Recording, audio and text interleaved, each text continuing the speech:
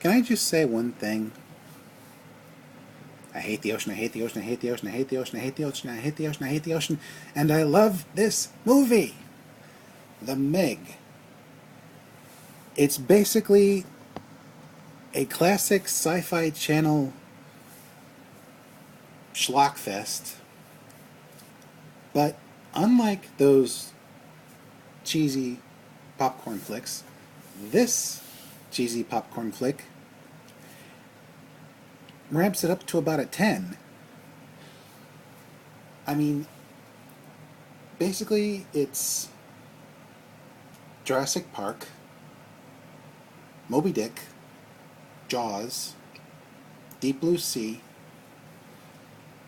and who knows how many other flicks like this rolled into one, but it's got the best of everything. Action, drama, horror, suspense, romance, comedy, pathos. It is so much better than you expect it to be. I mean, I can barely talk. The Meg is a straightforward monster movie. They don't waste any time. It's so well paced.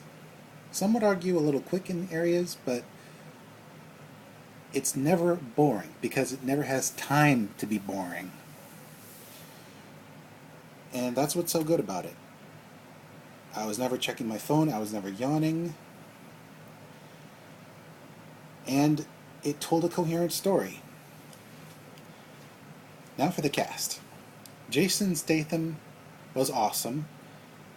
He's never not awesome. He's basically the action movie tough guy combined with the lovable rogue of other flicks, usually fantasy. And he just holds your attention. If anyone could, I don't know, play Malcolm Reynolds in a rebooted Firefly/Serenity movie or series, I would pick him. He's that good. The rest of the cast, they were great. They were introduced pretty quickly, but you got just enough info about each of them, sort of got to know them a little, before people started getting eaten.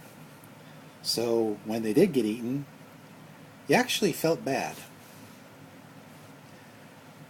They made you care. Another standout character is, or was, this little girl who was smart, funny, precocious, a little creepy sometimes, but in a cute way. And she also kept our attention.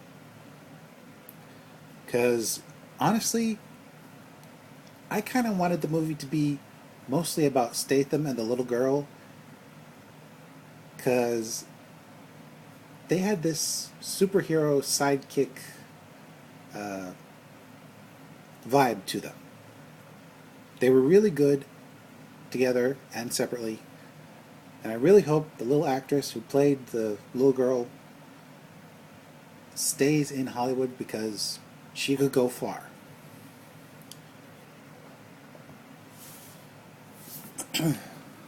Now for the effects. You could tell what was CG and what wasn't, but honestly, I'm going to give it a pass because the CG was so beautiful, even when there was gore. It was all so beautiful that it had me in the moment. And you know what helped? a generous sprinkling of practical effects to go with the CG. Classic Jurassic Park tactics. They had the right balance of CG and not CG.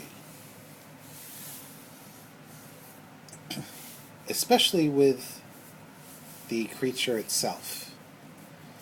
It moved like an animal, which it was. Of course it was an animal, but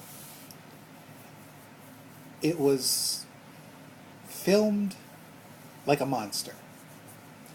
Like, it kind of had me wondering if it was just acting on pure instinct or if it was actually malevolent. But obviously it was just an animal. And an awesome monster. The music was an okay balance of modern pop and classic horror orchestra, which definitely made it feel like a cheesy popcorn movie in the best ways.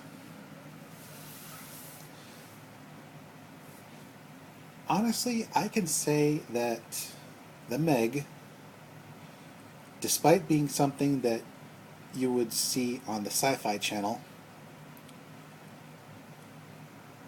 could definitely be considered the Jaws of the modern era. I felt like I was watching that classic with a little bit of Moby Dick and a little bit of Deep Blue Sea and a lot of bit of classic Sci-Fi Channel humans versus dinosaurs schlockfest. I would say,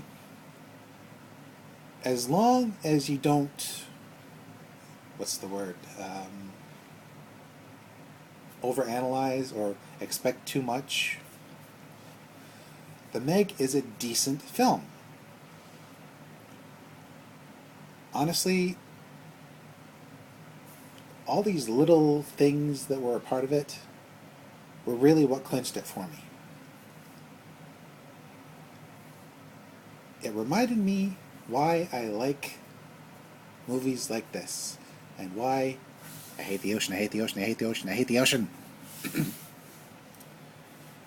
Oh, and spoiler, there is a black guy character, and he